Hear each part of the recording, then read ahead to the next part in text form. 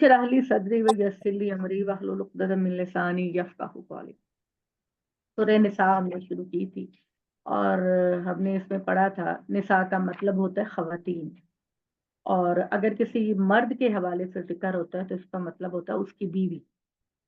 तो अल्लाह ताला ने सबसे पहली बात तो ये की थी कि तुम अल्लाह से डरो और अपने जो खूनी रिश्ते हैं उनके हकूक को पूरा करो। और अल्लाह ताला जो है वो तुम्हारे एक एक चीज को जानते हैं। और दूसरा ये है कि अपने खानदान और अपनी सोसाइटी में यतीमों का ख्याल करो। और यतीमों का ख्याल करने के लिए अगर तुम उनकी माओं से निकाह कर लो, क्योंकि मैंने बताया था कि अरब सोसाइटी में तो बहुत शादियां करते थे अनलिमिटेड, तो अल्लाह ताला ने उसको लिमिटेड कर दिया। और अल्लाह ताला ने ये बात कही कि एक तो 4 से ज़्यादा नहीं करनी, और अगर ये समझते हो कि इनके दरमियान इंसाफ नहीं कर सकोगे तो फिर बस एक ही बीवी रखना, और वो भी तुम अगर कोशिश करो तो यतीमों की माँओं से करो, ताकि जो बच्चों का ख्याल है वो ज़्यादा अच्छे तरीके से रखा जाए। मेहर ज़रूर अदा करो, और गरीबों, यतीमों को जो कि तुम्हारी कस्टडी में है, और अगर उनका माल तुमने रखा हुआ है अपने पास के बड़े होकर उनको दोगे, तो जो ही देखो कि वो बाशऊर और बालिग हो गए हैं तो उनका माल उनको वापस कर दो। उसके बाद हमने ये पढ़ा कि अल्लाह ताला ने कहा कि लड़के का हिस्सा 2 लड़कियों के बराबर है, और लड़कियों को प्रॉपर्टी में ज़रूर हिस्सा दिया जाए। और उसके बाद ये है कि अल्लाह ताला ने बताया कि शेयर्स क्या होते हैं, कि माँ का और बाप का अगर औलाद है तो 1/6, 1/6, अगर औलाद नहीं है तो बाप को 2/3 और माँ को 1/3 दिया जाएगा। इसी तरीके से बीवी का, बच्चों का, बहनों का, हर चीज का अल्लाह ताला ने बताया। ठीक है, ये एक ऐसी चीज है कि जिसको जानने के लिए फिर काफी डिटेल में जानना पड़ता है। और लेकिन एक चीज की अल्लाह ताला ने जो है वो हमारे लिए कंडीशन लगा दी है कि प्रॉपर्टी की तकसीम उस वक्त की जाएगी जब मरने वाले की वसीयत को पूरा कर दिया जाएगा, और अगर उसने किसी का कर्जा देना है तो वो कर्जा पहले अदा किया जाएगा। फिर उसके बाद जो है वो प्रॉपर्टी की तकसीम जो इमीडिएट फैमिली है जो अल्लाह ने बताई है उनमें की जाएगी। और इसके बाद जो है वो है व इनकाना राजुलुन यूरसो कलालतन अव इमरातुन। अगर किसी, इनका लाला का मतलब ये होता है कि अगर मरने वाले की औलाद नहीं है और माँ बाप नहीं है, ठीक है, ना इसकी असल है और ना इसकी फरा है। असल जो है वो माँ बाप है, और फरा का मतलब होता है शाखें। तो औलाद जो है वो एक शाखों की सूरत में होती है। अगर ना औलाद है ना माँ बाप है, और किसी आदमी को कलाला होने की हैसियत से वारिस बनाया जाता है। ये अफशन जी आप ज्वाइन कर लें, क्या हुआ आप? अस्सलाम वालेकुम जी। अफशन जी वो सारे ग्रुप में बैठे हुए हैं दूसरे नंबर से। तो अल्लाह ताला ने कहा कि किसी आदमी की जो वफात हो जाए तो उसके कलाला को वारिस बनाया, ये रिश्ते को वारिस बनाया जाए जो ना तो औलाद है और ना ही माँ बाप। यानी कलाला वो रिश्ता है कि जो ना औलाद के हवाले से है ना माँ बाप के हवाले से है, बल्कि उसके अलावा रिश्ते हैं। तो अगर उनको वारिस बना दिया जाए, जैसे मिसाल के तौर पर बहन भाई हैं, कजन्स हैं, और फिर फैमिली के लोग हैं, तो उनको अगर वारिस बनाया जाए, या एक ऐसी खातून हो जिसका एक भाई या एक बहन हो, तो यानी कलाला का एक भाई और एक बहन हो, तो उन में से उसके बहन भाइयों में से हर एक को 1/6 1/6 दिया जाए। ठीक है, अब ये जो चीजें हैं, ये अगर इसके बारे में बहुत सारे सवाल होते हैं वो हम क्लास के बाद कर लेंगे या फिर बाद में।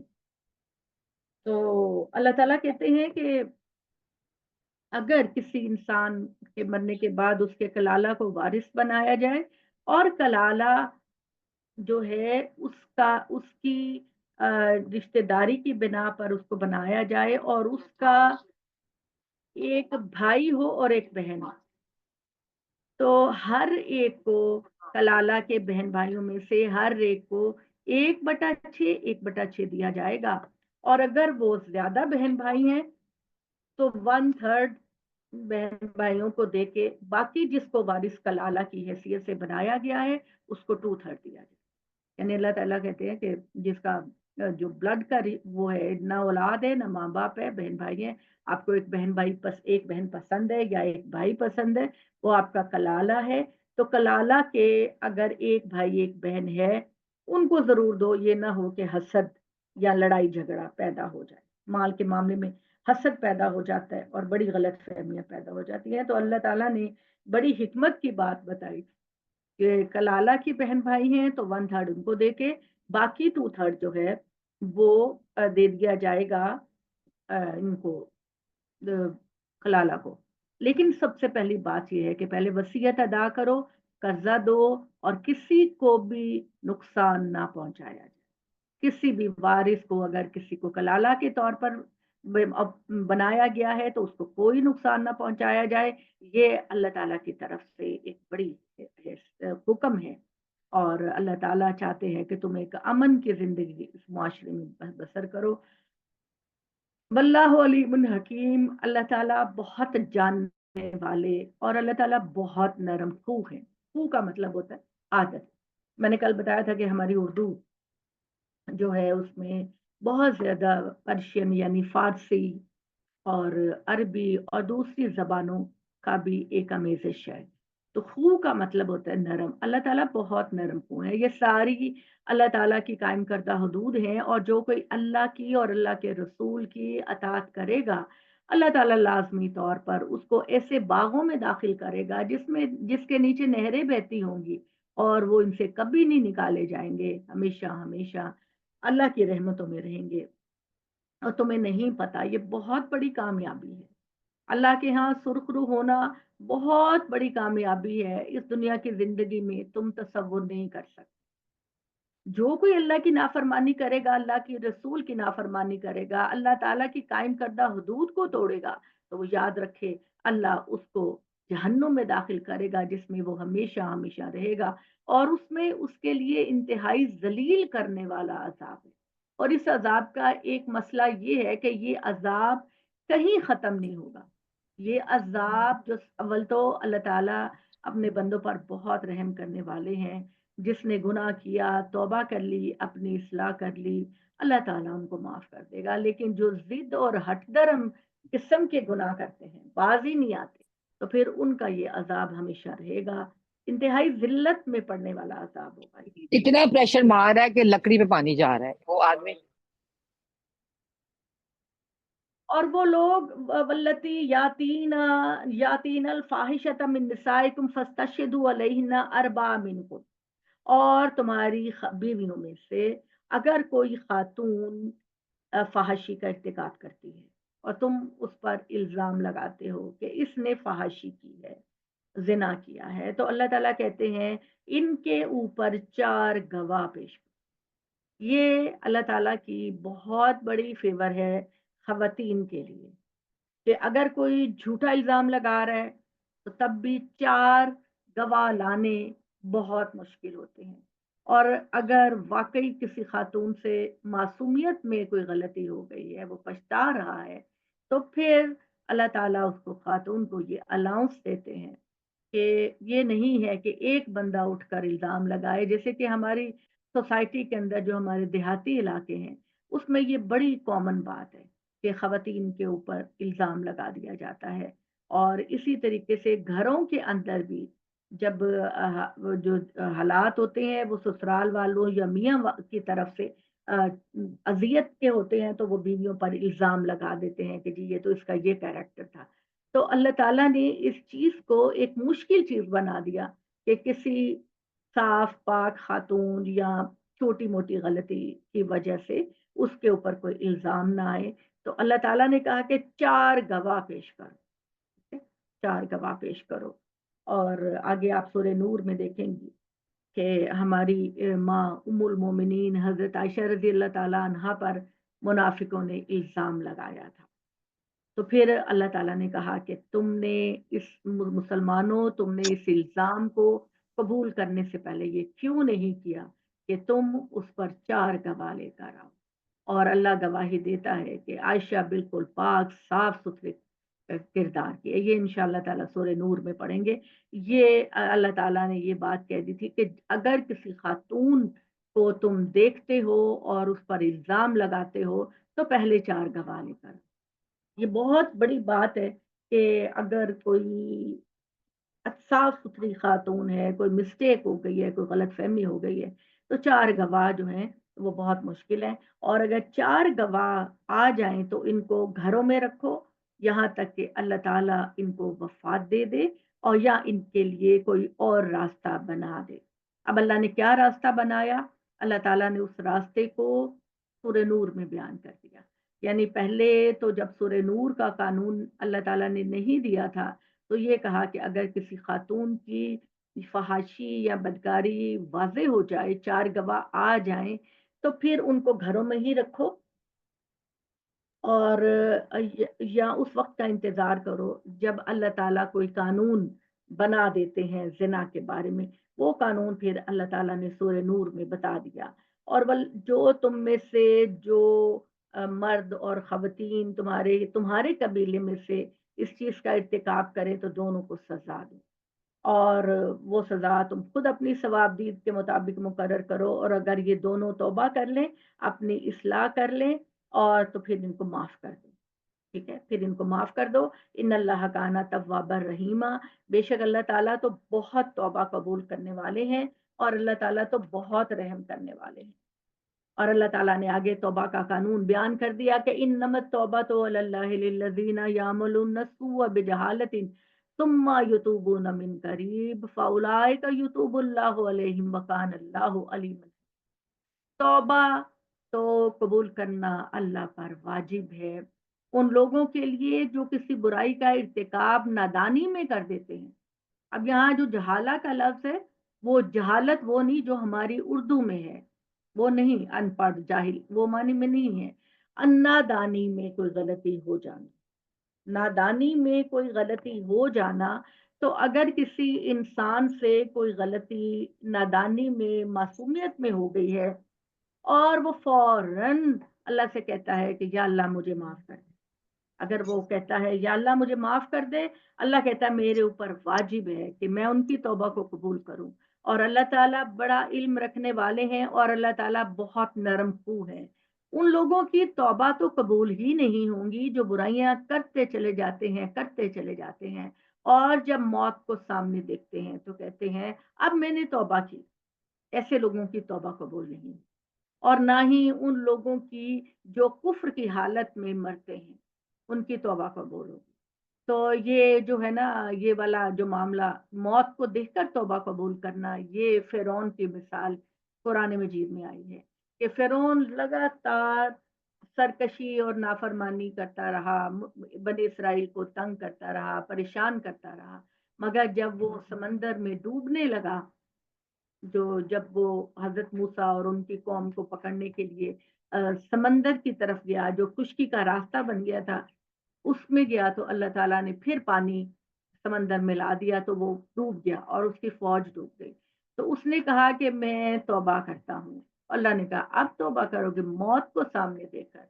नहीं, तौबा जो है ना ऐसे कबूल नहीं होती। ऐसे कबूल नहीं होती, ठीक है? तौबा उस वक़्त कबूल होती है, जब आपको आपके सामने ज़िंदगी है, अमाल करने का इख्तियार है, तब आप तौबा करते हैं और अपनी इस्लाह करते हैं, तो अल्लाह तौबा कबूल करता है। और वो लोग जो कुफ़्र करते जाते हैं, जानते-बूझते कि हम गलत करते हैं, अल्लाह ताला कहते हैं उनके लिए हमने बड़ा ही दर्दनाक अज़ाब तैयार कर रखा है। और ऐ मुसलमानों तुम्हारे लिए जायज़ नहीं है कि तुम औरतों के ज़बरदस्ती वारिस बन जाओ। ये वो बात थी कि जब इसका कानून शादी के मामले में नहीं आया था, तो जो आदमी वफ़ात पा जाता, वो अपनी जो सौतेली माएँ होती थीं उनमें जो उसको पसंद होती थी, वो उससे शादी कर लेता था, उस पर अपनी चादर डाल देता था। तो अल्लाह ताला ने कहा कि इस तरह के जो मामलात हैं, ये ज़बरदस्ती नहीं होते। जो एक तो बाप की जो मनकुआ है, उसके साथ तो शादी वैसे भी नहीं हो सकती, औलाद की शौहर की औलाद के साथ शादी नहीं हो सकती। और दूसरा ये है कि ख़वातीन से इजाज़त लेकर शादी करो, ख़वातीन की इजाज़त के साथ उनकी शादी करो, उनकी मर्ज़ी के मुताबिक वो अगर कबूल करती हैं तो शादी की जाए। माँ बाप शादी के मामले में ज़बरदस्ती ना करें, और ना ये जायज़ है कि निकाह कर लेने के बाद जो कुछ तुमने इनको दिया उसका कुछ हिस्सा वापस लेने के लिए इन्हें तंग करो। यानी तुमने मेहर दिया या ज्वेलरी जैसे लोग दिखाने के लिए उधार लेके पहना देते थे, इस तरह के फ्रॉड तुम ना करो। हाँ, अगर ख़वातीन किसी खुली बदकारी का इर्तिकाब करती हैं तो फिर तुम अगर उनको छोड़ रहे हो तो तब कुछ वापस ले सकते हो, और उनसे अच्छा बर्ताव करो, इसलिए कि अगर तुम इन्हें नापसंद करते हो तो याद रखो कि तुम अगर एक चीज को पसंद नहीं करते तो अल्लाह ताला उसमें तुम्हारे लिए बहुत ज्यादा खैर और बरकत पैदा करे। यानी ऐसा भी होता है ना कि शादी हो गई पहले जमाने में तो खास तौर पर, फिर बीवी पसंद नहीं आ रही, किसी वजह से कोई और पसंद आ रहा है, बीवी पसंद नहीं आ रही। अल्लाह ताला कहते हैं कि तुम मुझे नहीं पसंद, कि तुम एक दफा घर बसाने के बाद उस घर को तोड़ो, तुम अपने निकाह को निभाओ, उस औरत के साथ अपने घर को निभाओ। तुम्हें अगर उसकी कोई बात पसंद नहीं तो तुम्हारे सब्र इस्तेकामत के मुकाबले में तुम्हें नहीं पता कि अल्लाह तुम्हारी जिंदगी में कितनी खैर और बरकतें पैदा कर दी। यानी अल्लाह ने जबरदस्ती तो नहीं की, और ये बात कही है कि अगर तुम्हें नापसंद है, लेकिन अपनी तरफ से अल्लाह ताला ने हमारे लिए रास्ते पैदा किए कि अगर किसी को अपनी बीवी पसंद नहीं है तो उसको दरबदर करने या औलाद को दरबदर करने की बजाय बेहतर है कि तुम उससे गुजारा करो। और अगर एक बीवी की जगह दूसरी बीवी ले आने का इरादा करो और तुमने उनमें से किसी को ढेरों माल भी दिया है तो उनमें से वापस ना लो। यानी मेहर की बात तो अलग है। उसके अलावा देखिए अल्लाह ताला ख़वातीन के मामले में कितने अच्छे अहकाम देते हैं कि अल्लाह ताला कहते हैं कि तुमने बीवी को शुरू के हालात में कोई ज्वेलरी लेकर दी, कोई प्लॉट लेकर दिया, कुछ भी चीज लेकर दी। अब जब तुम उसको छोड़ रहे हो तो उसको परेशान ना करो कि तुम उससे वापस लेने की कोशिश करो। तो क्या अल्लाह ताला कहते हैं बीवी के किरदार पर इल्जाम लगाकर तुम उससे अपना माल वापस ले गए? एक ही सूरत है ना, बीवी जो है उसने कोई बदकारी की हो तो तब तुम उससे ले सकते हो, लेकिन अगर वो जेन्युइन बात नहीं है, असल में तुम झूठा इल्जाम बीवी पे लगा रहे हो, तो अल्लाह ताला कहते हैं कुछ शर्म करो कि तुम उसके साथ अपना जिस्मानी ताल्लुक पैदा कर चुके हो और अब उस पर झूठे इल्जाम लगाओगे। ये बात बहुत काबिले नफरत है कि बीवियों पर इल्जाम लगाओ, और ये इंतहाई बुरा तरीका है।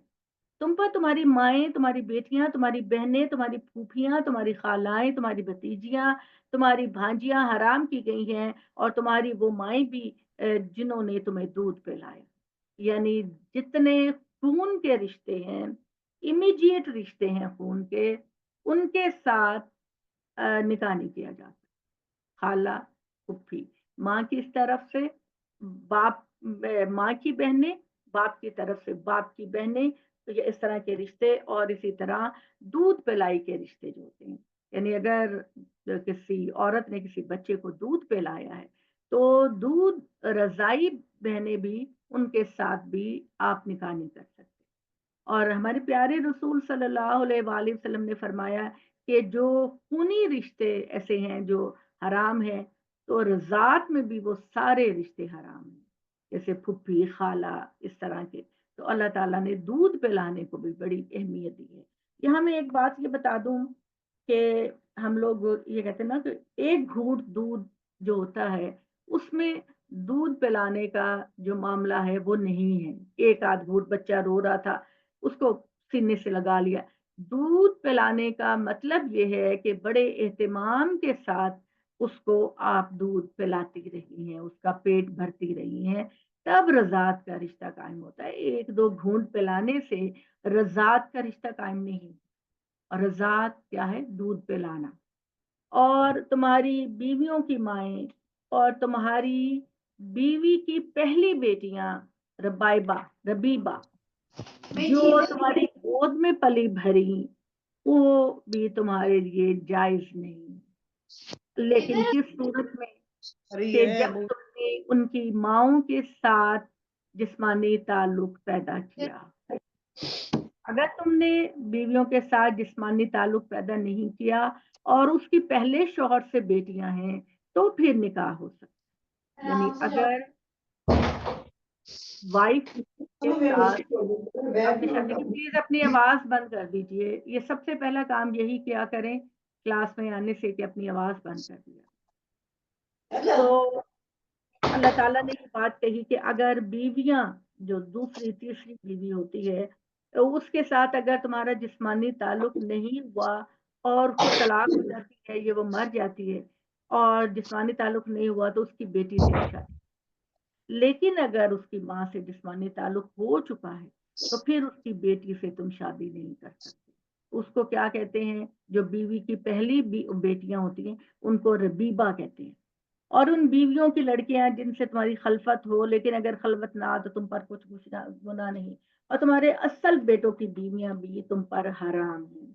اور بے شک اللہ تعالیٰ بڑا بخشنے والا اور بڑی رحم کرنے والا ہے. اور وہ عورتیں بھی تم پر حرام ہے جو کسی کے نکاح میں ہو، الا یہ کہ وہ تمہاری یعنی کوئی جنگ ہوئی ہے اور وہ جنگ میں آ جاتی ہیں اور اب ان کا پہلے شوہروں اور پہلے قبیلوں سے کوئی تعلق نہیں، تو پھر تم ان سے شادیاں، یعنی پہلے ہسبینڈ سے ان کا ریلیشن ختم ہو چکا ہے، پھر تم ان سے شادیاں کر سکتے ہو. یہ اللہ کا قانون ہے جس کی پابندی تم پر لازم کی گئی ہے. اور ان کے ماں سوا جو عورتیں ہیں ان کا مہر ادا کر کے اپنے مال کے ذریعے انہیں حاصل کرو. وہ تمہارے لیے حلال ہیں اس شرط کے ساتھ کہ تم پاک دامن رہنے والے ہو، نہ کہ بدکاری کرنے والے. یعنی جس عورت کے ساتھ جو بھی عورت تم کو پسند ہے اس سے نکاح کرو. بدکاری کرنے کا کوئی بھی سوال پیدا نہیں ہوتا. ٹھیک ہے، ہماری سوسائٹی کے اندر یہ چیز بہت بڑھتی جا رہی ہے، لیکن ہمیں اپنے بچوں کو، اپنے مردوں کو ایجوکیٹ کرنا ہے کہ یہ کتنا بڑا گناہ ہے. تو اللہ تعالیٰ کہتے ہیں کہ ان کو تم دو ان کے مہر فرض سمجھ کر، اور تم پر کوئی بھی اس بات کی وہ آپس میں رضامندی کے ذریعے اگر بیوی یہ کہہ دے کہ میں نے مہر نہیں لینا تو تم پر کوئی گناہ نہیں ہے، یا اگر تم پورا مہر دو تو اللہ راضی ہے. اور تم میں سے جو آزاد مسلمان عورتوں کے ساتھ نکاح کی قدرت نہ رکھتا ہو، یعنی خاتون جو ہے وہ کسی اعلیٰ سٹیٹس کی ہے اور بندہ کچھ بھی نہیں کما رہا، اس کو کوئی رشتہ نہیں مل رہا، تو اللہ تعالیٰ نے کہا اس دور میں چونکہ لونڈیاں ہر گھر کے اندر ہوتی تھی، اور ایک یہ بہت بڑا مسئلہ تھا کہ جب سے دنیا بنی ہے انسانوں پر ظلم کرتے تھے. جب ان کی لڑائیاں ہوتی تھیں تو وہ ان کی عورتوں بچوں کو غلام بنا کر لے آتے تھے اور ان عورتوں کے ساتھ اپنا جسمانی تعلق بھی پیدا کرتے تھے. یہ اسلام نے نہیں حکم دیا، اسلام نے در حقیقت اس کو سولو کیا ہے. اور اسی وجہ سے آپ سورہ نور میں دیکھیں گی کہ اللہ تعالیٰ نے بہت زیادہ انکریج کیا ہے کہ تم سے اگر کوئی گناہ ہو جائے تو اس کا سب سے بہترین کفارہ یہ ہے کہ تم غلاموں کو آزاد کرو. تو اسلام نے اس کو سولو کرنے کی کوشش کی ہے. تو اسی طرح کہا کہ اگر تمہاری مالی حیثیت نہیں ہے تو پھر تم لونڈیوں سے نکاح کر لو. ٹھیک ہے، اگر وہ کہ مومن ہیں، پاک صاف کردار کی ہیں، تو تم ان سے شادی کر لو.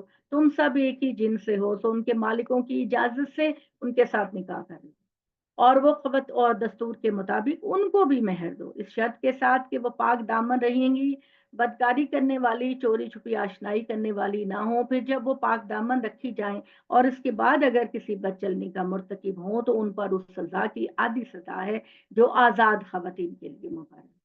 یعنی اگر جو خواتین لونڈی سے آپ نے نکاح کی ہے تو چونکہ اس کو تربیت کے وہ موقع نہیں ملے جو ایک آزاد خاندان کی خاتون کو ہوتے ہیں، تو پھر اگر وہ کسی بدکاری کا ارتکاب کرتی ہے تو اس کو ایک مومنہ آزاد خاتون کے مقابلے میں آدھی سزا دی.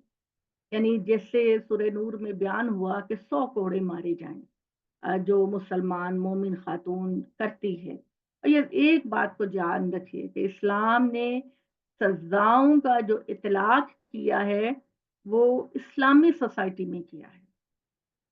وہ سوسائٹی جس کے اندر آپ نے اسلام کو نافذ کر دیا ہے، لوگوں کے لیے تعلیم و تربیت کے مواقع پیدا کیے ہیں، اس سوسائٹی میں سزا دی جائے گی وہ سوسائٹی نہیں کہ جس میں بڑے تو سارے جرم کر رہے ہیں اور چھوٹوں کے لیے اپنے قانون بنا دیے.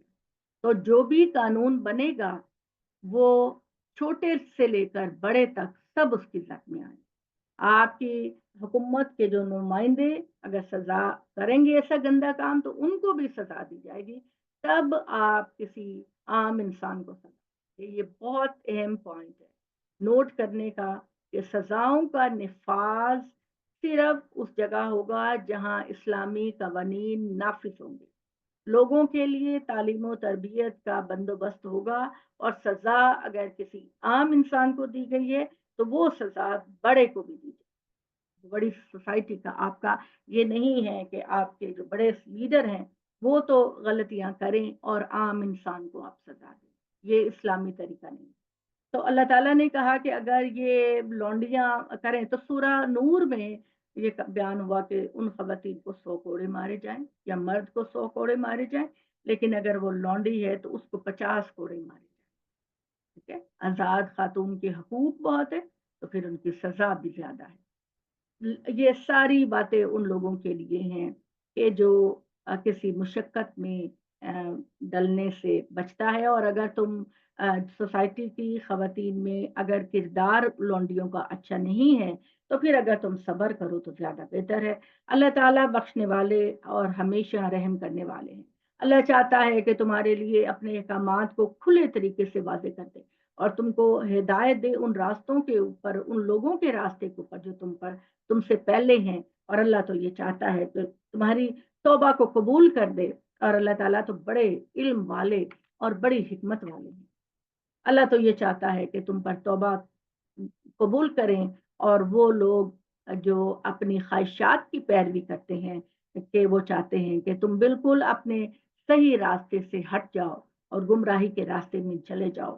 اللہ تم پر پابندیوں کو ہلکا کرنا چاہتا ہے اس لیے کہ تمہاری کمزوریوں کی رعایت کرے. اور حقیقت یہ ہے کہ انسان بڑا ہی کمزور پیدا کیا گیا ہے. ایمان والو ایک دوسرے کے مال کو باطل طریقے سے نہ کھاؤ. باطل طریقے سے ملاوٹ کر کے اس کی مہنگائیاں کر کے اس کے اندر چوری چکاری کر کے ڈاکہ ڈال کر جعلی دستاویزات بنا کر یہ ساری چیزیں باطل طریقے سے مال کھانے کی ہیں. اور اس میں آپ نے ڈیٹیل سے پڑھا کہ اللہ بار بار کہہ رہے ہیں کہ جب کوئی لین دین کرو تو اس کو لکھ لیا کرو اور یتیموں کے مال کو ہڑپ کرنے کی کوشش نہ کرو الا یہ کہ تمہاری باہمی رضامندی کی تجارت ہو جس سے کوئی مال حاصل ہو جائے. اور نہ ایک دوسرے کو قتل کرو. اس میں شبہ نہیں کہ اللہ تم پر بڑا مہربان ہے. یاد رکھو کہ جو لوگ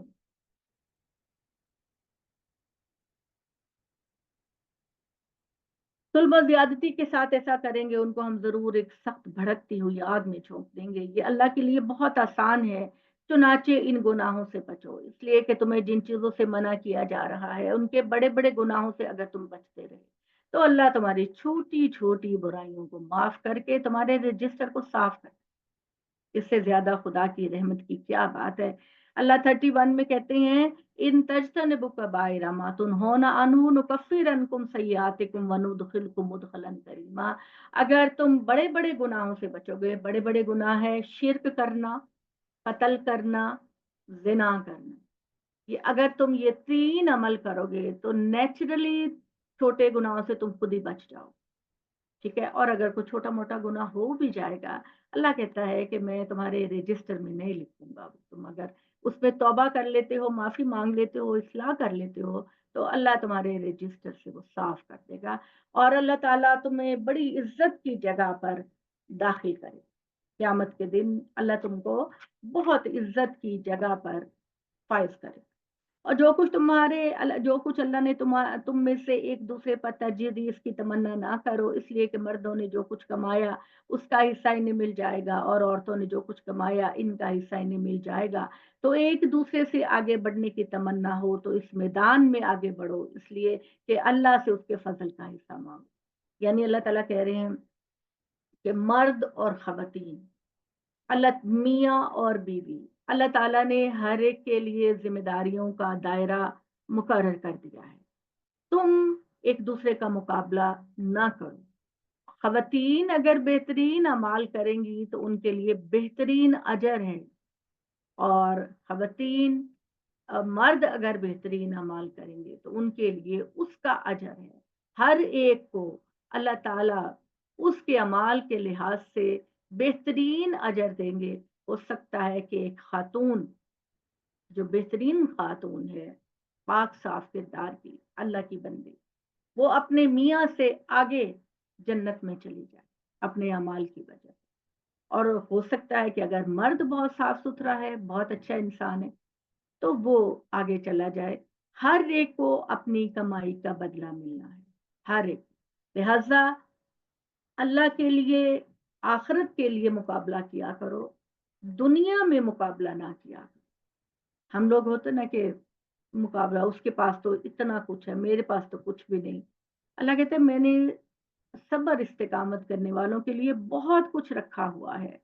اگر کسی چیز کی کمی ہے تو تھوڑا سا صبر کر لو، اللہ تعالیٰ تمہارے اس صبر پر تمہیں بہت نوازیں گے۔ تو اللہ تعالیٰ کہتے ہیں وصل الفضل من وصل اللہ من فضل ہی، اللہ سے اس کی رحمتوں کا مانگو، بے شک اللہ تعالیٰ ہر چیز کا علم رکھنے والے ہیں۔ اور اللہ نے کہا اس کے فضل کو مانگو، یقیناً اللہ ہر چیز کا علم رکھتا ہے۔ یہی ترجیحات وراثت کی تقسیم میں بھی ملحوظ ہے۔ والدین اور قرابت مندوں کے چھوڑے ہوئے مال میں انہی کے مطابق ہم نے ہر ایک کے لیے وارث ٹھہرا دیے ہیں، ان میں تبدیلی کی کوشش نہ کرو۔ رہے وہ لوگ جن سے تمہارے عہد و پیما ہے تو ان کا حصہ انہیں دو، اس میں البتہ کسی حقدار کو نقصان پہنچانے کا کوئی ارادہ نہیں ہونا چاہیے، اس لیے کہ اللہ ہر چیز پر نگران ہے۔ جو حقدار ہے اس کا حق اس کو دو، اور اس کے معاملے میں کوئی دھوکہ کرنے کی کوشش نہ کرو، اس لیے کہ اللہ ہر چیز کو دیکھتا ہے۔ شوہروں کو شوہر خواتین پر قوام ہے، یعنی الرجال، اب ویسے تو الرجال کا مطلب ہوتا ہے مرد، ہے نا، عام کامن مین، لیکن یہاں پر الف لام آیا ہے اور الف لام کسی کامن ناؤن کو اسپیسیفک ناؤن بنا دیتا ہے، یا اس میں معرفہ بنا دیتا ہے۔ تو اللہ تعالیٰ کہتے ہیں کہ یہاں پر یہ شوہر کے معنوں میں ہے کہ شوہروں کو بیویوں پر اللہ نے فضل، ایک درجہ فضیلت دی ہے، اس وجہ سے کہ کچھ معاملات میں اللہ نے بیویوں کو فضیلت دی ہے اور کچھ معاملات میں اللہ نے شوہروں کو فضیلت دی ہے۔ البتہ شوہروں کو بیویوں پر نکاح کے بعد ایک درجہ فضیلت ہے، کیونکہ اس کی وجہ یہ ہے کہ وہ کما کر لاتے ہیں اور اپنا مال تم پر خرچ کرتے ہیں۔ جب آپ نکاح کرتے ہیں تو سوسائٹی کے سامنے آپ یہ کمٹمنٹ کرتے ہیں کہ آج سے اس خاتون کے نان و نفقے کی ذمہ داری میری ہے، اور اس کے ٹوکن کے طور پر مہر دیا جاتا ہے، اور اس کے بعد خاتون کی حفاظت، اس کے جذبات کی حفاظت، اس کے نفسیاتی معاملات کی ہر چیز کی ذمہ داری مرد کے کندھوں پر ہے۔ تو مرد پر بہت ساری ذمہ داریاں ڈالنے کے بعد اللہ تعالیٰ نے کہا کہ شوہروں پر صرف ایک درجہ فضیلت، اور یہ فضیلت مرد کو نہیں ہے، شوہر کو ہے۔ اگر یہ کہا جائے کہ بھائی کو فضیلت ہے تو یہ غلط بات ہے، اگر یہ کہا جائے کہ بیٹے کو فضیلت ہے تو یہ غلط بات ہے۔ صرف شوہر کو الف لام عہد ذہنی کا ہے۔ عہد ذہنی کا مطلب ہے کہ ہمیں پتا ہے کہ یہاں پر کس کے لیے رجال کا لفظ بولا گیا، تو رجال کا جو مطلب ہے وہ شوہر ہے اس جگہ پر، اور یہ اللہ نے کہا کہ بیویوں پر وہ ایک درجے کی فضیلت رکھتے ہیں اور باقی دونوں برابر ہیں، اس وجہ سے کہ وہ اپنے مال کو خرچ کرتے ہیں اپنی بیویوں کے اوپر اور ان کے نان و نفقے کی ذمہ داری اٹھاتے ہیں۔ چنانچہ جو نیک بیویاں ہوتی ہیں وہ اپنے شوہر کی فرما بردار ہوتی ہیں، حفاظت کرنے والی ہوتی ہیں اپنے شوہروں کی راز کی باتوں کی، شوہر کی جو پرسنل باتیں ہوتی ہیں ان کی حفاظت کرنے والی ہوتی ہیں۔ اور یاد رکھو انسینٹیو اللہ یہ دے رہا ہے کہ دیکھو یہ بہت بڑی بات ہے کسی کے راز کی حفاظت کرنا، کیونکہ اللہ بھی تو رازوں کی حفاظت کرتا ہے نا۔ اللہ کبھی یہ نہیں کرتا کہ پہلی مسٹیک پر تم کو پکڑ کر سزا دے۔ اللہ جو ہے وہ ہمارے واقعی میں اگر ہم اپنی زندگی پہ نظر ڈالیں تو اللہ تعالیٰ نے کس کس موقع پر ہماری حفاظت کی ہے، ہمارے رازوں کی حفاظت کی ہے۔ تو اللہ کہتا ہے کہ جب اللہ کر رہا ہے تمہارے رازوں کی حفاظت، تمہیں بدنام نہیں کر رہا، تو پھر تم بھی اپنے ساتھ جو لوگ رہتے ہیں ان کے رازوں کی حفاظت کرو۔ اور یہ کہ اگر کسی سے کوئی جرم بھی ثابت ہو گیا ہے اور کسی نے اس کو نہیں دیکھا سوائے آپ کے، تو آپ اس کی بھی پردہ پوشی کریں۔ شاید کہ ہو سکتا ہے کہ اس کے اندر یہ اصلاح کا ایلیمنٹ پیدا ہو جائے، اور وہ خواتین جن کے بارے میں تمہارا اندیشہ ہے کہ وہ فیملی کے اندر، گھر کے اندر بہت زیادہ سرکشی کرتی ہیں، توڑ پھوڑ کرتی ہیں، رونا دھونا کرتی ہیں، چیزیں پٹکتی ہیں، شور شرابہ کرتی ہیں، تو ان خواتین کو پیار سے سمجھاؤ، ان خواتین کو پہلی سٹیج پر پیار سے سمجھاؤ، محبت سے سمجھاؤ، اچھا کھلاؤ پلاؤ، ان کی جو رکی ہوئی ضرورت ہے وہ پورا۔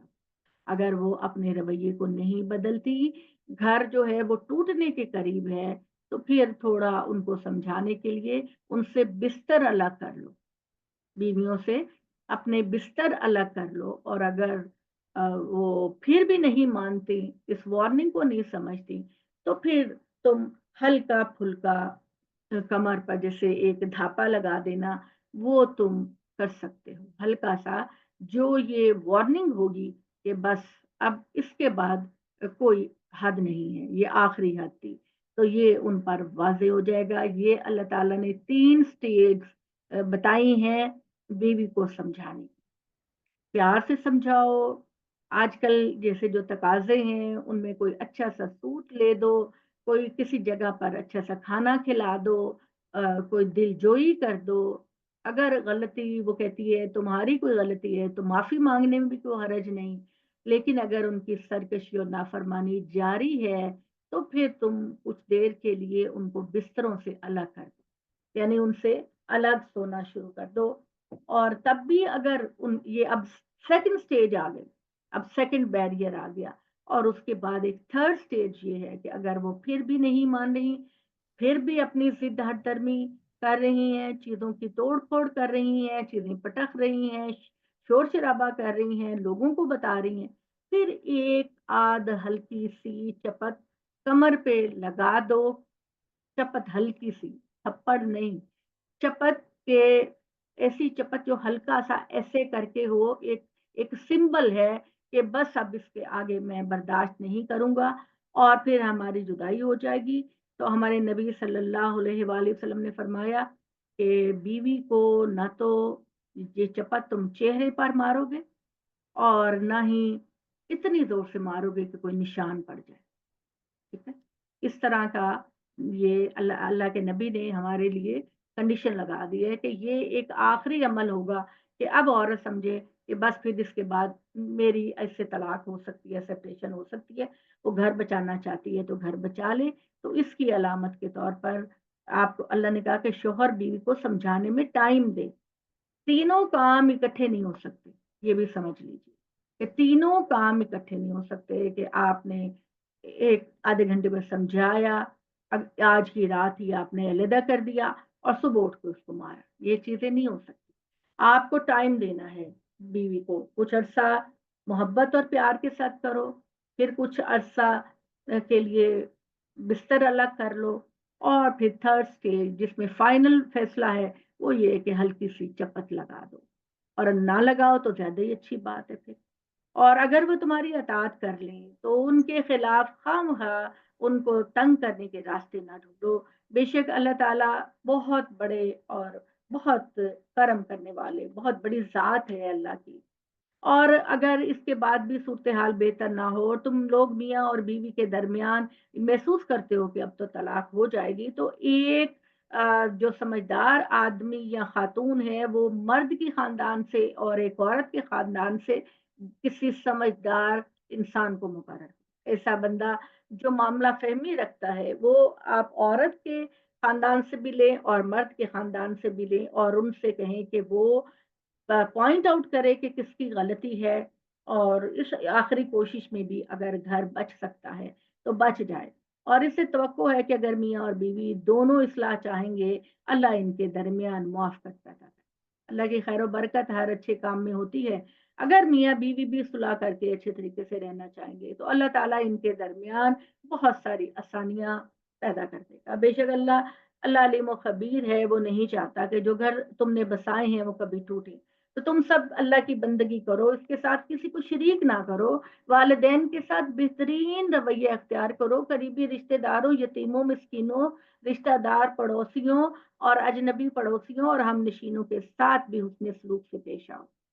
اس طرح مسافروں، لونڈی، غلاموں کے ساتھ جو تمہارے قبضے میں ہیں ان کے ساتھ بھی بہترین رویہ رکھو۔ اللہ ان کو پسند نہیں کرتا جو اتراتے ہیں اور غرور کرتے ہیں، اور جو خود بھی بخل کرتے ہیں اور دوسروں کو بھی اس کا مشورہ دیتے ہیں۔ اللہ نے اپنے فضل سے جو کچھ انہیں دیا اسے چھپاتے ہیں، اللہ کی راہ میں خرچ نہیں کرتے۔ ایسے ناشکروں کے لیے ہم نے ذلیل کرنے والا عذاب تیار کر رکھا ہے۔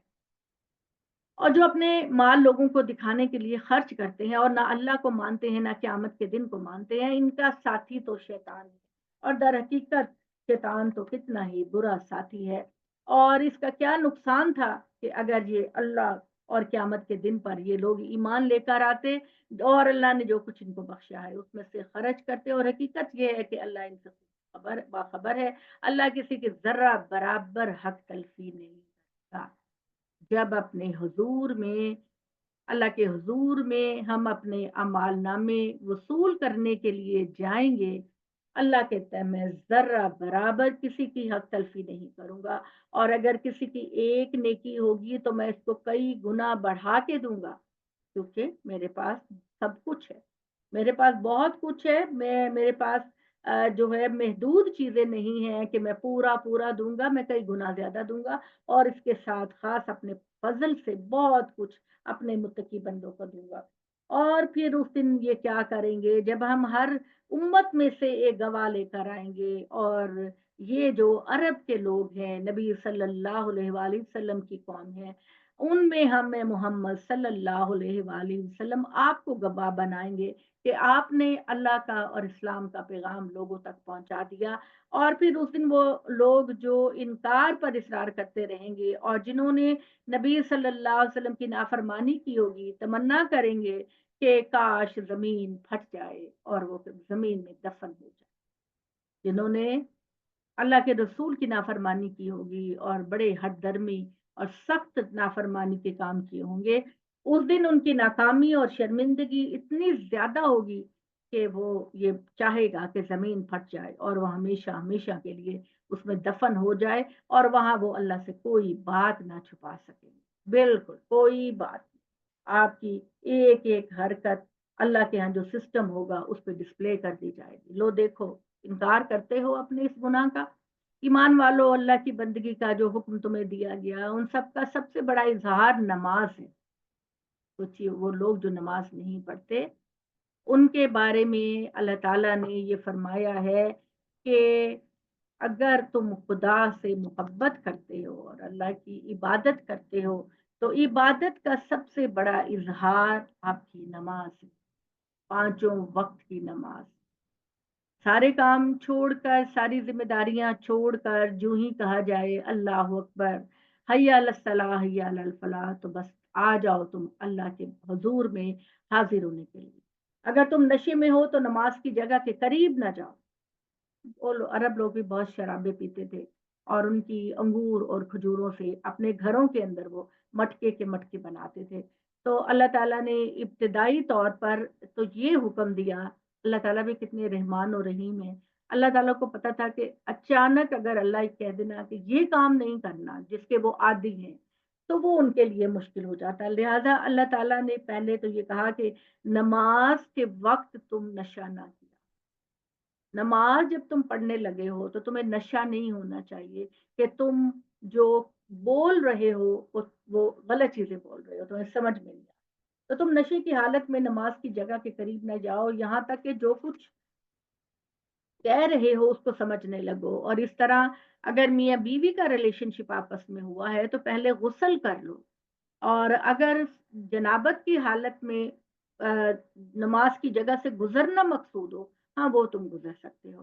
اور اگر تم بیمار ہو یا سفر میں ہو یا تم میں سے کوئی رفع حاجت کر کے آیا یا تم نے عورتوں سے مباشرت کی ہے پھر پانی نہ ملے، ایسا بھی ہوتا ہے۔ وہ تو ایک ایسا علاقہ تھا کہ وہاں تو پانی مکہ میں بہت کم تھا، مدینہ میں اور مدینہ دونوں جگہ، اور آج بھی ایسی صورتحال ہو جاتی ہے، پانی نہیں آ رہا، آپ کی ٹینکی نہیں بھری، تو اللہ تعالیٰ کہتے ہیں کہ ایسے موقع پر نماز کے لیے پھر تم یہ کر سکتے ہو کہ تم किसी जगह मिट्टी पे हाथ झाड़ कर, साफ जगह मिट्टी पे हाथ झाड़ कर सिर्फ अपने चेहरे और हाथों पे मसा कर लो। तयम्मुम, तयम्मुम ये है कि मिट्टी किसी साफ जगह, किसी दीवार पर, किसी जगह ऐसे टच करके झाड़ो और अलामती तौर पर अपने चेहरे और हाथों को मसा कर लो। ये एक अलामती तौर पर पाकीज़गी होगी आपके ज़हन में कि आपने पाकीज़गी कर ली। अल्लाह से तुम्हारे साथ ये रियायत की है, इसलिए अल्लाह दरगुजर करने वाला है और अल्लाह ताला बख्शिश करने वाला है। अल्लाह बहुत दरगुजर करने वाला है। हर हर हुक्म वो परवरदिगार जो देता है, उसमें अगर 1% भी आपको कोई मसला है, अल्लाह उसके लिए राह बना देते हैं आसानी की। तुमने नहीं देखा इन लोगों को जो खुदा की किताब से बहरयाब हुए, उनके सामने ये उसी किताब के भेजने वाले की शरीयत पेश की जाती है, तो उसके मुकाबले में वो गुमराही को तरजीह देते हैं और चाहते हैं कि ऐ मोमिनो तुम भी गुमराह हो जाए। तुम्हारे लिए ये इन दुश्मनों से अल्लाह वाकिफ है, तुम इनकी परवाह न करो, मुतमईन रहो कि तुम्हारी हमायत के लिए अल्लाह काफी है, वो तुम्हारी मदद के लिए काफी है। फिर इनमें से खासकर जो यहूदी बन गए, उनका एक गुरूह जबान को तोड़ मड़ोड़ कर और दीन में खराबियां पैदा करने के लिए लफ्जों को उसके मौका महल से हटा देता है और कहता है समीना व असैना, इस्मा गैरा मुस्मईन, और रायना कहता है। यानी ये वो अल्फाज हैं जो सूरह बकरा में भी बयान हो चुके हैं कि जो यहूदी मुनाफिक थे, नबी सल्लल्लाहु अलैहि वसल्लम पर जाहिर करते थे कि हम ईमान लेकर आए हैं ताकि इस्लाम को कोई फायदा हो रहा है तो उससे वो भी फायदा उठाएं। तो मुसलमान जो हैं वो नबी सल्लल्लाहु अलैहि वसल्लम की महफिल में आपको मुखातिब करने के लिए बड़े अदब से बात करते थे। तो लेकिन ये जो है उन्हीं अल्फाज का गलत मानी इस्तेमाल करते थे। यानी मुसलमान कहते थे समेना व अताना, ए मोहम्मद सल्लल्लाहु अलैहि वसल्लम हमने आपकी बातों को सुना और हमने अताअत की। मगर ये कहते हैं समीना व असैना, ए मोहम्मद हमने आपकी बात को सुना और हमने नाफरमानी की। तो ये कहते असैना कहते। और फिर कहते हैं नबी सल्लल्लाहु अलैहि वसल्लम जब इनको कोई बात बताते हैं, सिर्फ एक अल्लाह की इबादत की बात बताते हैं या शरीयत की कोई बात बताते हैं, तो वो कहते हैं इस्मा गैरो मुस्माइन। इस्मा गैरो मुस्माइन का मतलब है कि सुनो मोहम्मद कितनी अनोखी बातें करते हैं, ऐसी बातें जो हमने पहले कभी नहीं सुनी। मोहम्मद सल्लल्लाहु अलैहि वसल्लम वो बातें करते हैं, सुनो जरा, हमने तो कभी ये सुना ही नहीं। हालांकि कितना झूठ बोलते हैं कि इनके पास तो अल्लाह की तरफ से तौरात मौजूद है और इंजील मौजूद है, जिसके अंदर बिल्कुल इसी तरह की बातें लिखी गई हैं। और फिर नबी सल्लल्लाहु अलैहि वसल्लम को मुखातिब करने के लिए मुसलमान रायना कहते हैं, हमारी तरफ देखिए, हमारी तरफ तवज्जो कीजिए। मगर ये रायना की बजाय राइना बोलते हैं। राइना का मतलब होता है ए हमारे चरवाहे। तो ये नबी सल्लल्लाहु अलैहि वसल्लम की एक तरह से तौहीन करने के लिए वो राइना बोलते थे। अल्लाह ताला कहते हैं कि अगर वो समेना वाताना और इस्मा और उनजुरना, रायना की जगह उनजुरना का लफ्ज बोलते तो इनके लिए बेहतर होता और मौका महल के मुताबिक भी। लेकिन इनके मुनकर हो जाने के बायस अल्लाह ने इन मुनाफिकीन पर लानत कर दी है, इसलिए कि वो कम ही ईमान लाएंगे। ए वो लोग जिन्हें किताब दी गई है, इस चीज को मान लो जो हमने इस चीज की तस्दीक में उतारी है, यानी तुम्हारे पास जो तौरात मौजूद है उसकी सच्चाई को कबूल करते हुए कुरान तुम्हारे पास आया है। और इससे पहले बच जाओ कि तुम्हारे चेहरे हम बिगाड़ दें और उनको पीछे की तरफ उलट कर बराबर कर दें। तुम्हारा चेहरा जो सामने है, हम इस पर पूरी तरह कादिर हैं कि उसको पीछे की तरफ कर दें और फिर ये कि जिनकी ये चेहरे हैं उसी तरह लानत कर दें जिस तरह हमने सब्त वालों पर लानत। सब्त का पता है ना आपको, बनी इसराइल पर हफ्ते के दिन कोई भी दुनियावी काम माश का करना मना था। तो अल्लाह कहते हैं कि जिन्होंने इसकी खिलाफ वर्जी की थी हमने उनको जलील बंदर बना दिया, उनकी शक्लें। और याद रखो कि खुदा की बात अटल है, नाफिज होके रहती है। इनका ख्याल है कि इनके अकायद व अमाल खा कुछ हो, ये लाजमी जन्नत में जाएंगे। ये अहले किताब की बात है। इनका ये ख्याल है کہ ہم چونکہ نبیوں کی اولاد ہیں، نبیوں کا خون ہے، ہم جو بھی کریں نافرمانی ہم تو جنت میں جائیں گے۔ انہیں معلوم ہونا چاہیے کہ اللہ اس بات کو نہیں بخشے گا کہ جانتے بوجھتے کسی کو اللہ کا شریک بنایا جائے۔ اس کے نیچے البتہ جس کے جو گناہ ہوں گے اللہ اس کو بخش دے گا، اور اس میں کوئی شبہ ہی نہیں، اللہ شرک کو نہیں بخشے گا، باقی آپ کے گناہ چھوٹے موٹے بخش دے گا۔ اور جو کوئی اللہ کے ساتھ شریک ٹھہراتا ہے وہ بہت بڑے گناہ کا ارتکاب کرتا ہے، اور تم نے دیکھا نہیں ان لوگوں کو جو شرک جیسے گناہ کا ارتکاب کرتے ہیں اور اس کے باوجود اپنے آپ کو پاکیزہ ٹھہراتے ہیں۔ ہرگز نہیں، بلکہ اللہ ہی جسے چاہتا ہے اپنے قانون کے مطابق پاکیزگی عطا کرتا ہے، اور اپنے کرتوتوں کی سزا لازماً بھگتیں گے۔ اس کے بعد اللہ تعالیٰ فرماتے ہیں کہ اور ان پر ذرا برابر بھی ظلم نہیں کیا جائے گا، انہیں دیکھو جو اپنے داموں سے اللہ پر کیسا جھوٹ باندھتے ہیں، اور حقیقت یہ ہے کہ سری گناہ ہونے کے لیے تو یہی کافی ہے کہ تم اللہ کی طرف کوئی جھوٹ منسوب کر دو۔ ہم لوگ اکثر کرتے ہیں یہ بات تو اللہ نے فرمائی، بھئی اللہ نے نہیں فرمائی یہ بات۔ ہم لوگ ایسا بعض اوقات کرتے ہیں کہ ہمارے جو اسکالرس تھے، فقہا تھے، ان کے ذاتی اوپینین کو ہم کہہ دیتے ہیں کہ یہ اللہ نے فرمایا، یہ نبی نے فرمایا۔ اللہ نے جو فرمایا وہ سارا کا سارا قرآن میں ہے، اور پیغمبر صلی اللہ علیہ وآلہ وسلم نے جو فرمایا دین کی حیثیت سے وہ سارا کا سارا سنت میں ہے۔ تم نے نہیں دیکھا ان لوگوں کو جو خدا کی کتاب سے بہریاب ہوئے، یہ جبت اور طاغوت پر عقیدہ رکھتے ہیں۔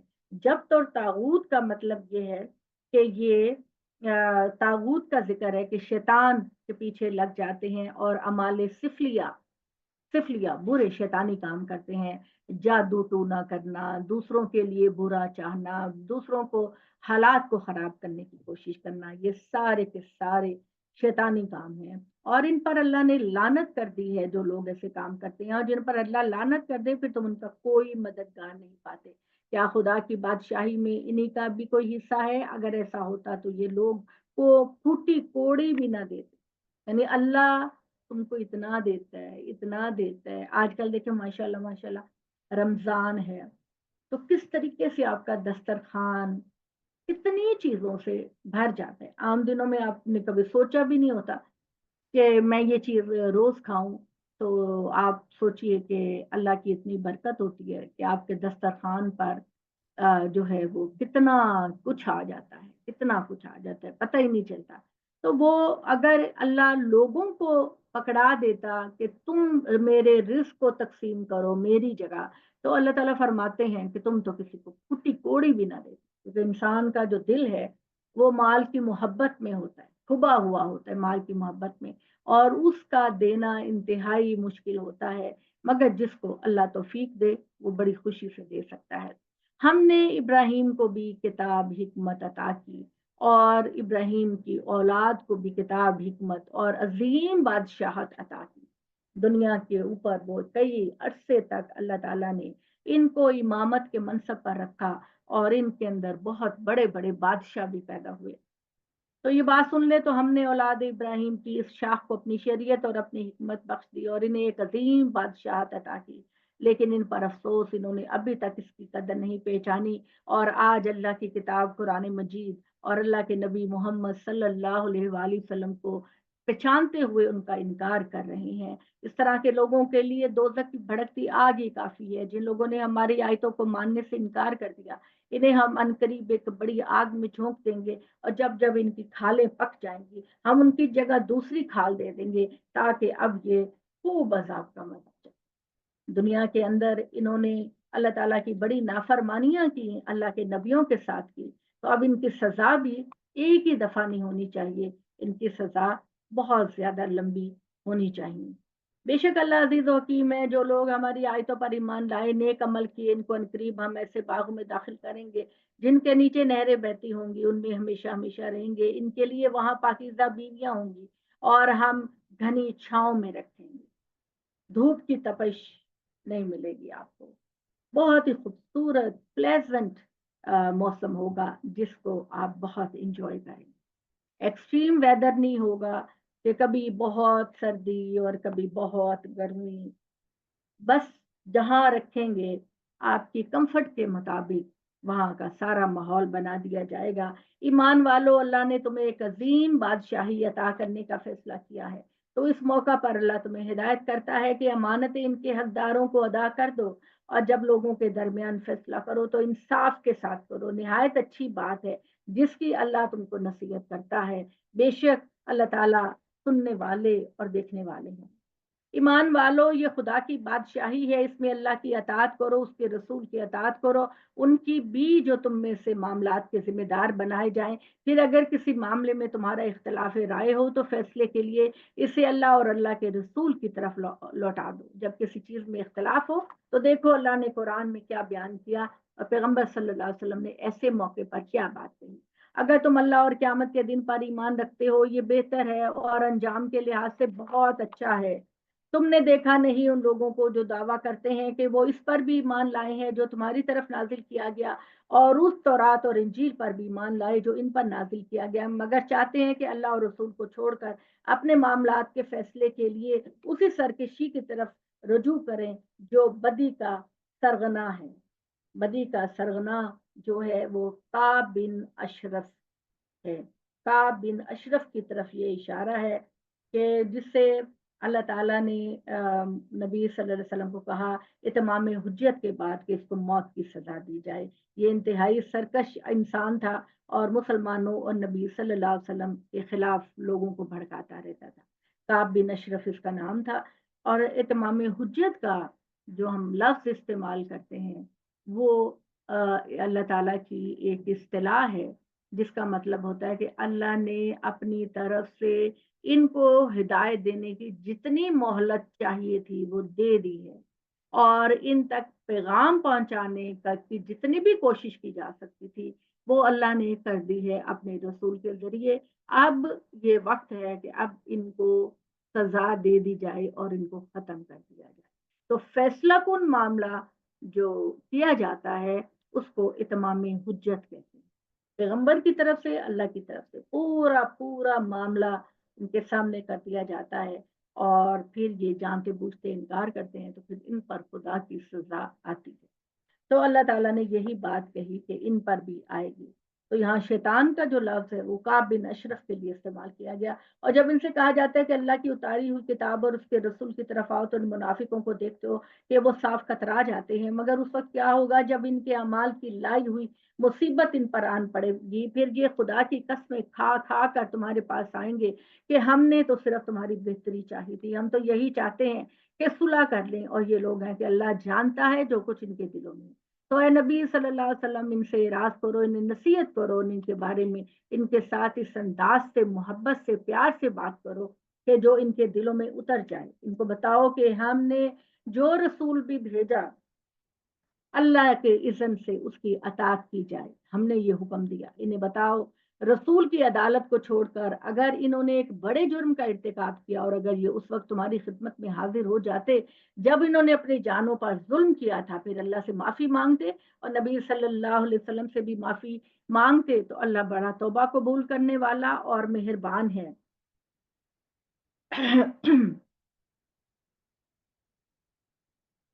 یعنی یہ ان کا بڑا گناہ یہ ہے کہ ان کے درمیان نبی صلی اللہ علیہ وآلہ وسلم فیصلہ کن اتھارٹی کے طور پر موجود ہیں، لیکن یہ اپنے فیصلوں کے لیے اپنے یہودی لیڈروں کے پاس جاتے ہیں۔ تو ان کو چاہیے کہ اپنے ہر معاملے میں یہ اللہ کے رسول کی طرف رجوع کرتے۔ تمہارے پروردگار کی قسم یہ لوگ کبھی مومن نہیں ہو سکتے جب تک اپنے اختلافات میں محمد آپ کو فیصلہ کن نہ مانے، پھر جو کچھ تم فیصلہ کر دو اس پر اپنے دلوں میں کوئی تنگی محسوس نہ کریں، اور دل و جان سے اللہ کے سامنے سرے تسلیم کم کریں۔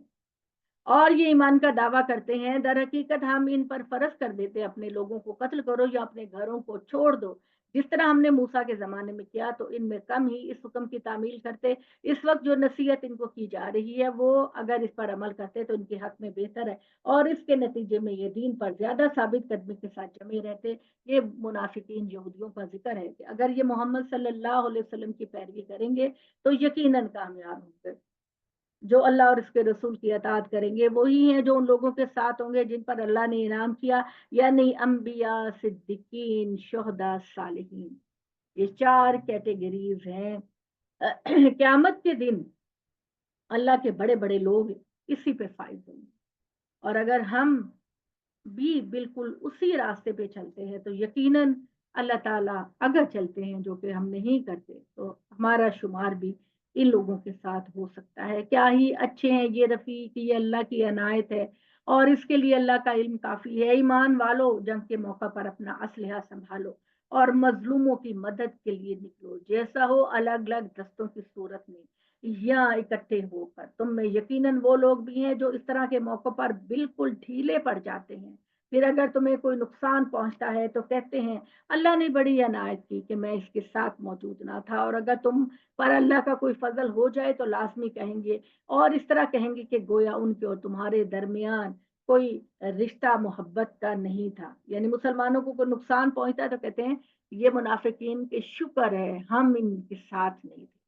तो गोया बिल्कुल हाथ झाड़ कर कहते हैं कि हमारा और मुसलमानों का कोई रिश्ता नहीं। ए काश मैं भी इनके साथ होता तो बड़ी कामयाबी हासिल कर लेता। ऐसे लोगों को अल्लाह को कोई जरूरत नहीं है ऐसे लोगों की, इसलिए कि वही लोग अल्लाह की राह में लड़ने के लिए निकलेंगे जो दुनिया की जिंदगी को आखिरत के बदले में दे डालने के लिए तैयार। अब जाहिर बात है जब आप मैदान जंग में निकलते हैं तो आपको पता होता है कि हो सकता है मैं शहीद हो जाऊं, मैं मारा जाऊं, तो वो ज़हनी तौर पर कबूल करते हैं अपनी शहादत को, और अपनी दुनिया की ज़िंदगी, दुनिया के तजुर्बात, दुनिया की तरजीहात को नज़रअंदाज करके वो आखिरत को तरजीह देते हैं। तो अल्लाह ताला कहते हैं कि इनका बहुत मुकाम और मर्तबा है, इन्होंने असल में आखिरत को खरीद लिया है दुनिया बेचकर। और जो कोई अल्लाह की राह में शहीद होगा, जो अल्लाह की राह में लड़ेगा, शहीद हो जाए या गलबा पाए, वो याद रखे परवरदिगार की तरफ से उसके लिए अनकरीब बहुत बड़ा अजर है। तुम तसव्वुर नहीं कर सकते, इस दुनिया की जिंदगी में तुम तसव्वुर नहीं कर सकते कि आखिरत क्या चीज है। मालकुम ला तुकातिलूना फी सबीलिल्लाह, क्या हुआ तुम्हें, तुम अल्लाह की राह में उन बेबस मर्दों, औरतों और बच्चों के की हिफाजत के लिए नहीं लड़ते जो फरियाद कर रहे हैं कि परवरदिगार हमें इस बस्ती से निकाल के जिसके लोग जालिम हैं, और हमारे लिए अपने पास से हमदर्द पैदा कर और अपने पास से हामी और मददगार पैदा कर। ये जो आयत है इसका मतलब ये है कि जो मुसलमान हिजरत करके मदीना आ गए थे वो तो ठीक है, लेकिन बहुत सारे लोग अगर भी मक्का के अंदर थे और मक्का के लोग उनके साथ जुल्म सितम करते थे, तो अल्लाह कहता है कि उठो और उनके लिए लड़ो और उनको आज़ाद करने की कोशिश करो। इन्हें बताओ ए पैगंबर के ईमान वाले खुदा की राह में लड़ते हैं और मुनकरीन अपने सरकशों की राह में, ये शैतान के दोस्त हैं, तो तुम शैतान के इन दोस्तों से लड़ो, बेपरवाह हो जाओ, इसलिए कि शैतान की चाल बड़ी कमजोर है। अब शैतान जैसे कि हमने कहा कि इनके लीडरों को, यहूदियों के लीडरों को कहा जाता है। तुमने नहीं देखा इन लोगों को जिनसे कहा जाता है कि अभी लड़ाई का वक्त नहीं, इसलिए तुम अपने हाथों को रोके रखो, नमाज का इत्माम करो, ज़कात देते रहो, तो ये नमाज और ज़कात से जी चराते हैं और जंग के लिए बेताब हो जाते हैं। लेकिन जब इन पर जंग फर्ज कर दी जाती है तो अब इनकी हालत ये है कि इनमें से एक गिरोह लोगों से उस तरह डरता है जिस तरह अल्लाह से डरना चाहिए, या इससे भी ज्यादा ये लोगों से डरते हैं। कहते हैं परवरदिगार तूने ये लड़ाई हम पर क्यों फर्ज की, अगर हमें थोड़ी सी मोहलत और क्यों नहीं दी। इनसे कह दो दुनिया का सरमाया बहुत थोड़ा है, जो लोग परहेजगारी इख्तियार करेंगे इनके लिए आखिरत में से कहीं बढ़कर दर्जात हैं, और वो हर हाल में कामयाबी तुमको आकर रहेगी, खा तुम कैसे ही मजबूत और बुलंद बाला किलों के अंदर हो, तो जिसकी मौत आनी है वो उसको आकर रहेगी। और अगर इन्हें कोई कामयाबी हासिल होती है तो कहते हैं ये खुदा की तरफ से है, और अगर कोई नुकसान पहुंचता है तो कहते हैं कि ये तुम्हारी तरफ से है। कह दो हर चीज अल्लाह की तरफ से है, इसलिए कि जो कुछ होता है खुदा की इजाजत से होता है। आखिर इन लोगों को क्या हो गया कि कोई बात समझने के लिए तैयार नहीं। ये हकीकत है, तुम्हें जो भलाई भी पहुंचती है वो तुम्हारे रब की तरफ से, और जो मुसीबत आती है वो तुम्हारे अपने नफ्स की तरफ से आती है। इनकी असल बीमारी ये है कि ये तुम्हारी रिसालत के बारे में शक में पड़े हैं। इनकी परवाह न करो, हमने तुम्हें लोगों के लिए रसूल बना, मोहम्मद सल्लल्लाहु अलैहि वसल्लम, हमने आपको लोगों के लिए रसूल बनाकर भेजा, और उसके लिए अल्लाह की गवाही काफी है। इन्हें मालूम होना चाहिए कि जो रसूल की अतात करता है उसने दर हकीकत अल्लाह की अतात की, और जिसने मुंह मोड़ लिया तो उसकी कोई जिम्मेदारी तुम पर नहीं, इसलिए कि हमने तुम्हें इन पर निगरान बनाकर तो नहीं भेजा।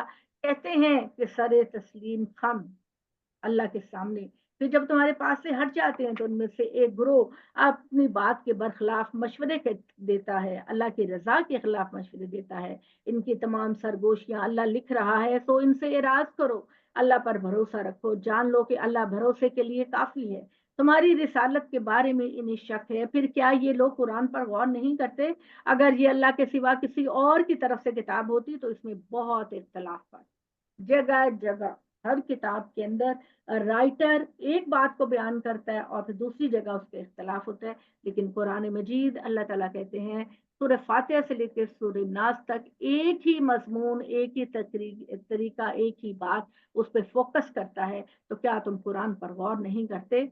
तो अल्लाह ताला ने कहा ईमान वालों ये तुम्हारे खैर खा नहीं है, इसलिए जब इन्हें अमन या खतरे की कोई बात पहुंचती है तो उसको फैला देते हैं। हालांकि अगर ये अल्लाह और रसूल उन लोगों के सामने पेश करते जो उनसे मामलात के जिम्मेदार होते तो वो जरूर कोई बेहतरी का फैसला कर लेते, मगर इन शयातीन ने इनकी राह को रोक दिया। और तुम पर अल्लाह का फजल और उसकी रहमत ना होती तो तुम्हारे थोड़े लोगों को छोड़कर सब के सब इन शैतानी सरदारों की पैरवी कर। तो मोहम्मद तुम इनको छोड़ दो, अल्लाह की राह में जंग करो, तुम पर अपनी जात के सिवा किसी की जिम्मेदारी नहीं। यानी आप सल्लल्लाहु अलैहि वसल्लम की जिम्मेदारी बस इतनी है कि अल्लाह का पैगाम तुम पहुंचा दो। इसके अलावा कोई जिम्मेदारी नहीं कि अल्लाह क़यामत के दिन जो है वो हुजूर सल्लल्लाहु अलैहि वसल्लम को या नबियों को जिम्मेदार ठहराएंगे कि लोग ईमान क्यों नहीं लेकर आए।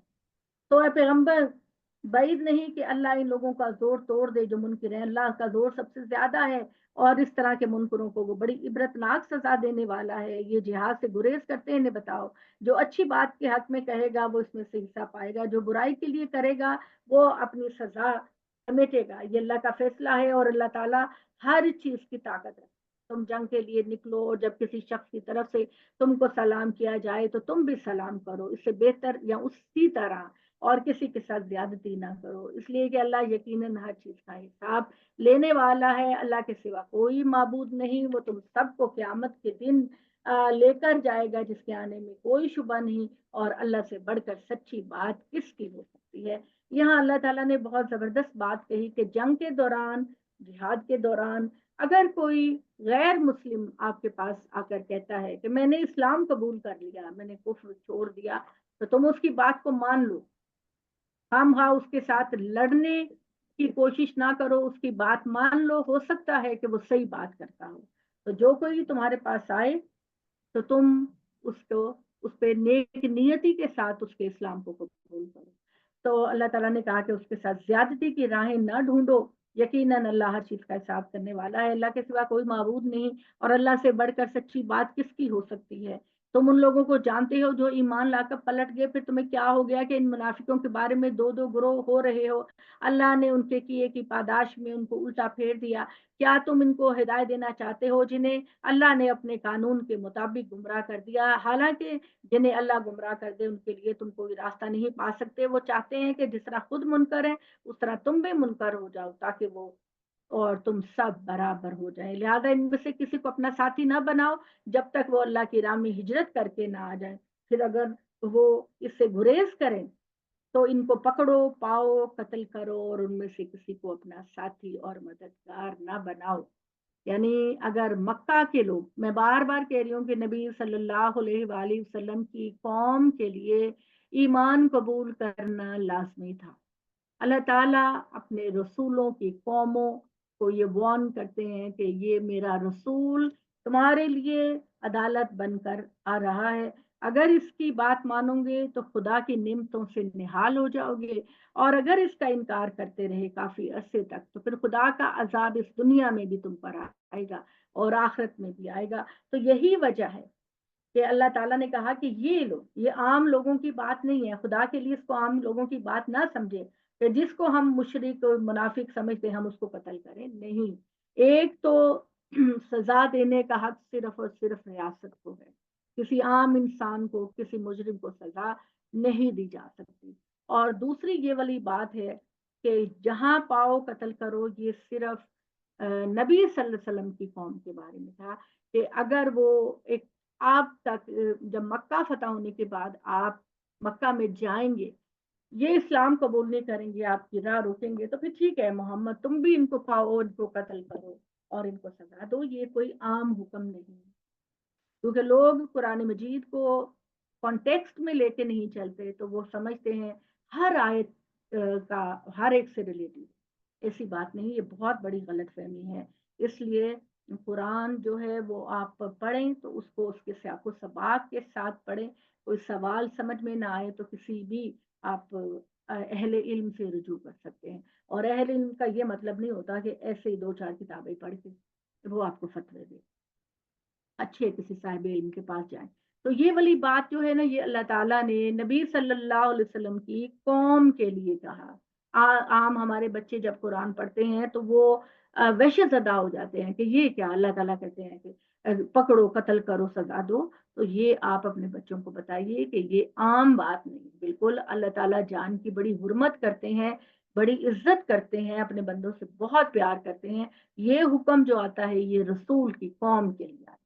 آپ مثال کے طور پر آپ دیکھیں نا، پھر حضرت نوح علیہ السلام نے 950 سال تک اپنی رسالت کا فرض ادا کیا، 950 سال تک۔ ہمارے نبی صلی اللہ علیہ وسلم کی تو کل عمر ہی 63 سال تھی۔ تو حضرت نوح نے پھر اس کے بعد اللہ سے کہا کہ یا اللہ، میں نے تو اپنی قوم کو بڑا موقع دیا لیکن یہ ایمان قبول نہیں کرتے، یا اللہ میں نے ہر طریقہ اپنایا، یہ ایمان قبول نہیں کرتے۔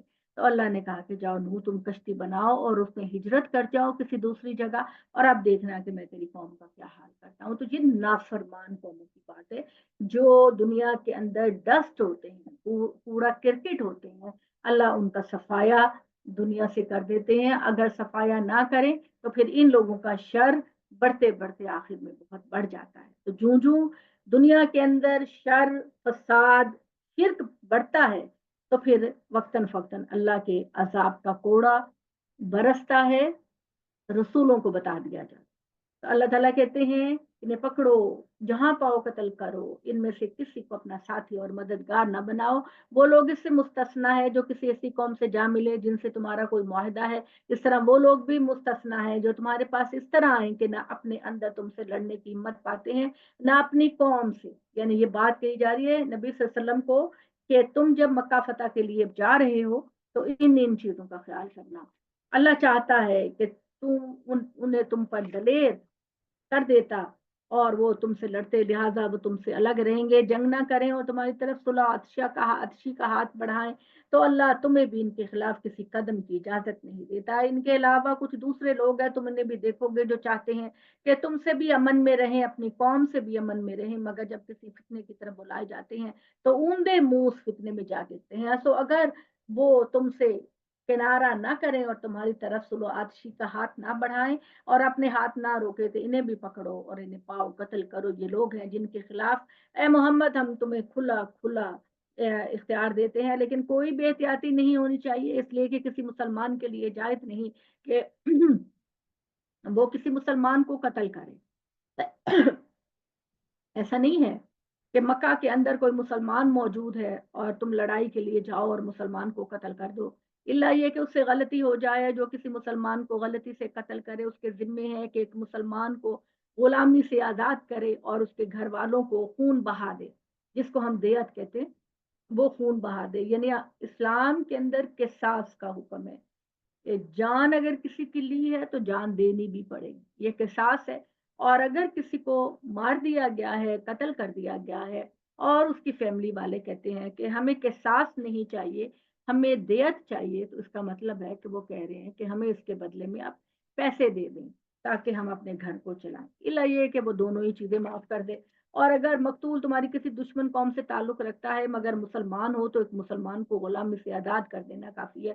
اور اگر کسی ایسی قوم کا فرد ہے جس کے ساتھ تمہارا معاہدہ ہے تو ان کے وارثوں کو بھی دیت دی جائے۔ پیچھے خون بہا کہا، یہاں پر دیت کا، دونوں ایک ہی چیزیں ہیں۔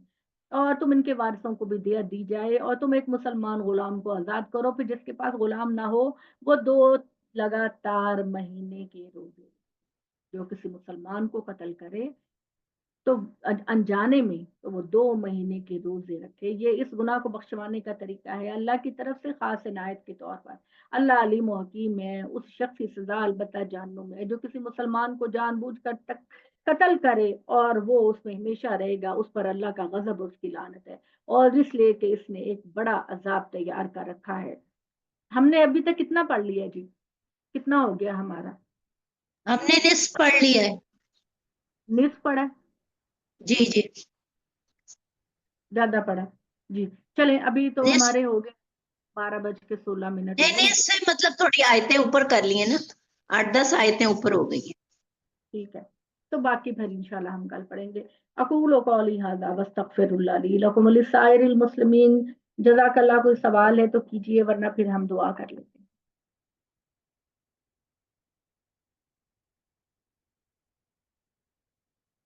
लेना, आपकी कॉल आ रही है, अभी मैं क्लास में हूँ, दुआ के बाद फिर मैं आपको करती हूँ। जी कोई सवाल है कि हम दुआ कर लें? जी मैंने पूछा था, आपने 4 लोगों का बताया, सालेहीन, शोहदा, अंबिया, चौथा कौन सा था जो सीधे जन्नत में जाएंगे? अंबिया, आपने बताया ना। शुहदा, सालिहीन और सिद्दीकीन। सिद्दीकीन। Thank you. सिद्दीकीन, सिद्दीकीन। सच्चे लोग। जी, सच बोलने वाले सच्चे लोग, बिल्कुल सरापा सच, बिल्कुल ठीक है जी। चलें दुआ कर लेते हैं। अल्लाहुम्मा सल्लि अला सय्यिदना मुहम्मद व अला आलि मुहम्मदिन कमा सल्लैता अला इब्राहीम व अला आलि इब्राहीम इन्नका हमीदुम मजीद। अल्लाहुम्मा बारिक अला मुहम्मदिन व अला आलि मुहम्मदिन कमा बारकता अला इब्राहीम व अला आलि इब्राहीम इन्नका हमीदुम मजीद। रब्बना ज़लमना अनफुसना व इन लम तग़फिर लना व तरहमना लनकूनन्ना मिनल खासिरीन। रब्बना ला तुहम्मिलना मा ला ताक़ता लना बिही वाफ़ु अन्ना वग़फ़िर लना वरहमना अंत मौलाना फंसुरना अलल कौमिल काफ़िरीन फंसुरना अलल कौमिल ज़ालिमीन फंसुरना अलल कौमिल फ़ासिकीन। रब्बिरहमहुमा कमा रब्बयानी सग़ीरा। रब्बना हब लना मिन अज़वाजिना व ज़ुर्रिय्यातिना कुर्रता आयुनिन वजअलना लिलमुत्तक़ीना इमामा। ऐ अल्लाह, हमने जो भी पढ़ा इसे कबूल फरमा। या अल्लाह, हमने जो इसमें गलतियां की उन गलतियों को माफ कर दे। या अल्लाह, हमारे कंधों पर आज़माइश का बोझ ना डाल। या अल्लाह, हमें दुनिया भी बेहतरीन अता फरमा और आखिरत भी बेहतरीन अता फरमा। ऐ अल्लाह रहमान रहीम, हमें बीमारों को शफा अता फरमा, बेरोजगारों को रिज़्क़ अता फरमा, परेशान हाल लोगों की परेशानियों को दूर फरमा दे। या अल्लाह, पाकिस्तान पर और तमाम मुस्लिम उम्मा पर अपना रहम और करम फरमा दे। या अल्लाह, हमें हमारी झोलियों को खुशियों से भर दे और खुशियों को तकसीम करने की तौफीक अता फरमा। या अल्लाह, हसद, बुग़्ज़, गैब, इन जज्बात से हमें पाक कर दे।